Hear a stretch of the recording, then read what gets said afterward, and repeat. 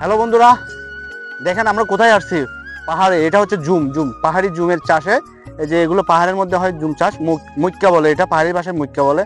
এটা হচ্ছে আলু শাক। এই যে দেখেন কত সবজি পাহাড়ে লাগায়, অনেক পরিশ্রম করে পাহাড়ের যে জুম গাছ চাষগুলো করা হয়। এই যে দেখতেছেন তো, অনেক সুন্দর কিউট জায়গা।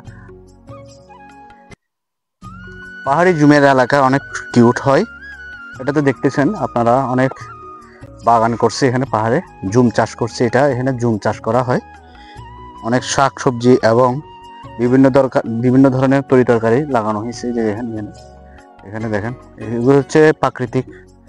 এটা পানির জন্য খুবই কষ্টকর, এখানে পানি উঠানো সম্ভব না। এটা ভগবানের কৃত পানি দিয়ে এগুলো হয়।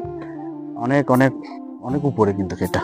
আর সবচেয়ে কিউট জায়গা হচ্ছে এখান থেকে সবগুলো ভিউটা পরিপূর্ণভাবে দেখা যাচ্ছে। দেখছেন, অনেক কিউট জায়গা। আর আমাদেরকে একটু লাইক কমেন্ট দিয়ে পাশে রাখবেন। এত কষ্ট করে ভিডিও করার জন্য অনেক পাহাড়ের উপরে চলে আসছি জুমে।